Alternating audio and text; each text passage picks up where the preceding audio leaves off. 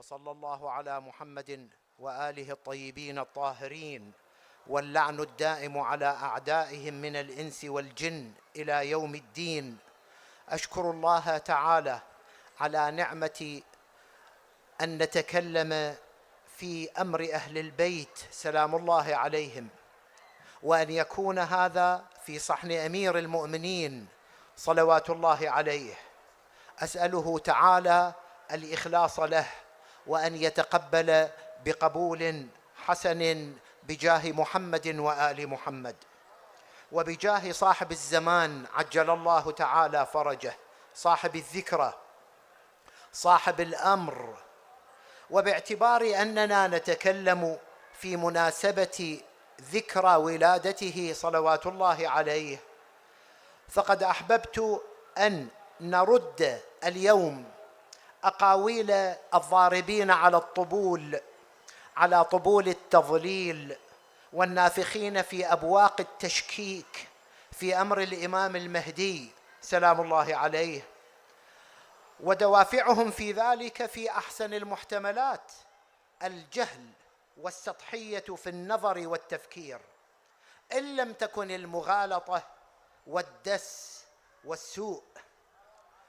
كانت خلاصة مزاعمهم من مسلمين وغيرهم وعرب وغيرهم إن مسألة القول بكون ابن الحسن العسكري سلام الله عليه هو المهدي المنتظر الذي يغيب، هذه المسألة قد جمعت عدة فرضيات. الفرضية الأولى أنه ولد، هكذا يتساءلون ويزعمون: هل للحسن العسكري ابن؟ هل ولد؟ الفرضية الثانية أنه الإمام بعد أبيه. الفرضية الثالثة أنه المهدي المنتظر. والفرضية الرابعة أنه الغائب. وإن كل واحدة من هذه الفرضيات بحاجة إلى إثبات. هكذا يقولون، خصوصا الفرضية الأولى، قضية أنه ولد، التي تبتني عليها سائر الفرضيات. ويضيفون أن الكتب التي وصفوها بالمعتبرة، هم يقولون هذه الكتب معتبرة، قد نصت على أن الحسن العسكري توفي ولم يكن له ولد، وأن الأدلة التاريخية كانت معاكسة لدعوى وجود هذا الولد، لأن الحسن العسكري لم يعلن أمر هذا الولد أولا، هكذا يزعمون، وأن أي أحد لم يكن يعرف بولادة هذا الولد في حياة أبيه. ثالثا أن الاختلاف في تاريخ ولادته المفترضة في اليوم وفي الشهر وفي السنة يؤكد أنها تخرص وتخمين. أكرر، هكذا يقولون المطبلون والمزمرون. رابعا أن المؤرخين يختلفون في اسم والدة المهدي، ما اسم أمه، ما اسم والدته، يختلفون ويستدلون بهذا على نفي الولادة. وخامسا إن خبر الولادة خبر امرأة واحدة، خبر آحاد، لأن التي حضرت الولادة المفترضة هي حكيمة دون غيرها. هذه أقوالهم. وسادسا إن عامة الشيعة عزوا جعفرا بأخيه الحسن العسكري، وهذا يدل على عدم وجود ولد للحسن العسكري. أكرر أن هذه خلاصة دعاواهم التي نريد أن نفندها. طبعا الفرضية الأولى حسب قولهم هي مسألة ولادة المهدي، ومسألة وجوده أصلا، مسألة الولادة ووجود هذا الإنسان أصلا. ولذلك سنذكر جملة من أسماء المحدثين والمؤرخين والنسابين الذين ذكروا ولادته صريحا، وسنتكلم على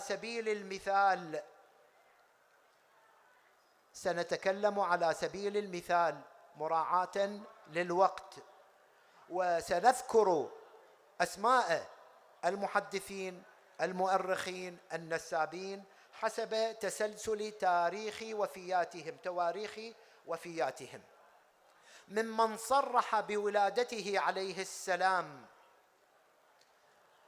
واحد، الأول محمد بن يعقوب الكليني رحمة الله عليه، المتوفى سنة 329 للهجرة، في كتابه الكافي في أصول الكافي.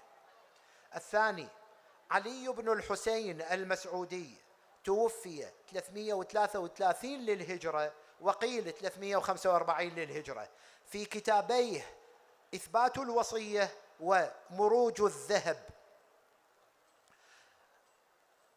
الثالث شيخنا المفيد، الشيخ المفيد محمد ابن محمد ابن النعمان المفيد أعلى الله مقامه، توفي سنة 413 للهجرة، في كتابه الإرشاد. ثم الفضل بن الحسن الطبرسي رحمة الله عليه، توفي 548 للهجرة، في كتابه إعلام الورى.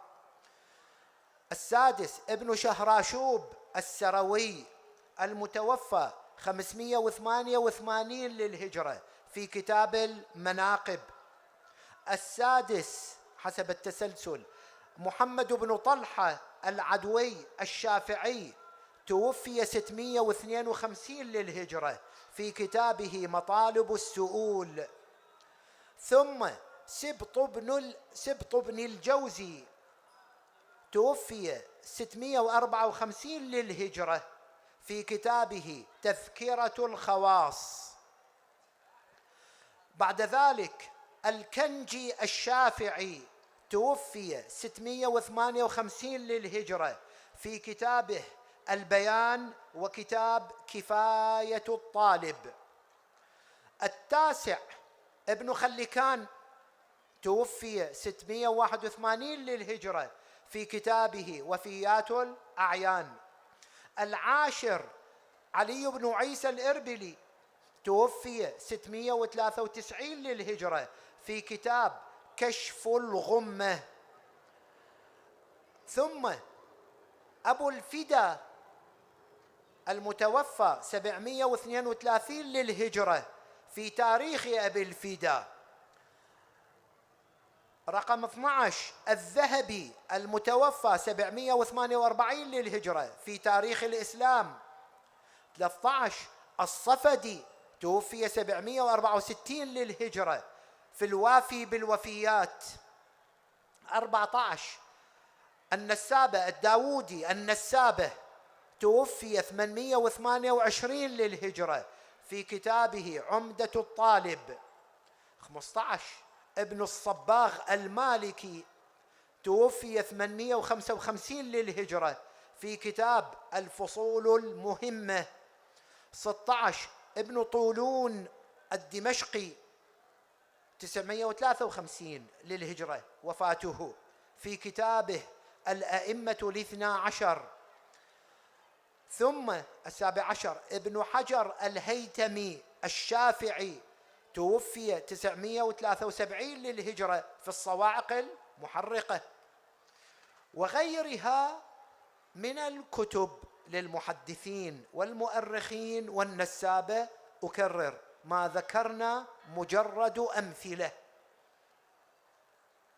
فما الذي سيقوله أدعياء التحقيق والتدقيق والكتب التي وصفت بالمعتبرة بعد هذه الكتب التي ذكرناها أمثلة لمن نص على ولادة ابن الحسن العسكري وأنه مولود؟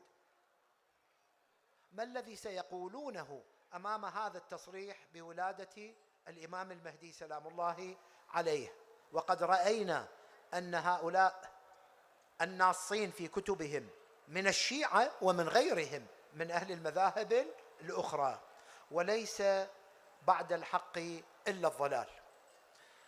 ثم كان زعمهم الثاني أن الحسن العسكري سلام الله عليه لم يعلن أمر هذا الولد، وأن أي أحد لم يعلم بمولد هذا الابن في حياة أبيه. لهم عدة مزاعم وفرضيات كما ذكرنا. الفرضية الأولى أنه ولد، ويقولون ما الإثبات؟ أن أباه لم يعلن ولادته. ما الإثبات على أن أباه أعلن؟ يقولون لم يعلن، ونحن نريد أن نجيب ونرد ونفند هذا الزعم. الجواب ما رواه، سأذكر بعض الروايات فقط. ما رواه أحمد بن إسحاق قال وغيره: دخلت على أبي محمد الحسن بن علي العسكري عليه السلام وأنا أريد أن أسأله عن الخلف من بعده، فقال لي عليه السلام: يا أحمد بن إسحاق، إن الله تبارك وتعالى لم يخل الأرض منذ خلق آدم ولا يخليها إلى أن تقوم الساعة من حجة لله على خلقه. وهذا معنى مكرر في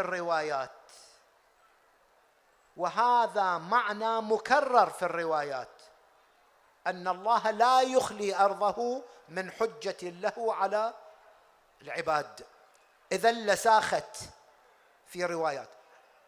تأكيد من إمامنا العسكري إن الله منذ خلق آدم وإلى أن تقوم الساعة لم يخلي أرضه من حجة لله على خلقه، إلى أن قال: فقلت يا ابن رسول الله صلى الله عليه وآله، فمن الإمام والخليفة من بعدك؟ فنهض مسرعا إلى البيت، فدخل البيت ثم خرج وعلى عاتقه غلام كأن وجهه الفجر ليلة البدر صلوات الله عليه، من أبناء 3 سنين. قال عليه السلام: يا أحمد بن إسحاق، لولا كرامتك على الله عز وجل وعلى حججه ما عرضت عليك ابني هذا، إنه سمي رسول الله صلى الله عليه وآله، وكنيه اسمه كاسم رسول الله وكنيته ككنيته. إنه سمي رسول الله صلى الله عليه وآله وكنيه الذي يملأ الأرض قسطا وعدلا كما ملئت ظلما وجورا. هذه المسألة اللصيقة بإمامنا المهدي في لسان رسول الله، وفي لسان أمير المؤمنين، وفي لسان الزهراء، وفي لسان الحسن ثم الحسين إلى الإمام الحسن العسكري: يملأ الأرض قسطا وعدلا كما ملئت ظلما وجورا. ومروية أيضا في روايات المسلمين أجمعين. وروى الحافظ القندوزي الحنفي أن الإمام العسكري أرى ولده القائم المهدي لخواص مواليه، وأنه عرضه على أصحابه في اليوم 3 من ولادته، وعلى من كانوا في منزله وكانوا 40 رجلا، منهم معاوية بن حكيم ومحمد بن أيوب ابن نوح ومحمد بن عثمان العمري. وهناك روايات عديدة في من رأى المهدي من خواص أبيه عليهم جميعا أفضل الصلاة والسلام، وهو طفل صغير، رآه وهو طفل صغير، أو رآه على عاتق أبيه عليهما السلام، أو أنه رآه بعد وفاة أبيه سلام الله عليهما، أو أنه رآه وهو غلام أيفع وقبل يديه ورأسه الشريف صلوات الله عليه. للمراجعة على سبيل المثال كتاب غيبة الطوسي وبحار الأنوار للمجلسي. فأين زعمهم في أن أباه الحسن العسكري لم يعلن ولادته؟ بل هم في جهلهم سادرون. أتوسل إلى الله بمحمد وآل محمد أن يعجل في فرج إمامنا، وأن يقضي حوائجه، وأن يجعلنا معه وإليه في غيبته وفي حضوره، وأن يجعلنا معه وإليه في الدنيا والآخرة. وصلى الله على محمد وعترته الطاهرة.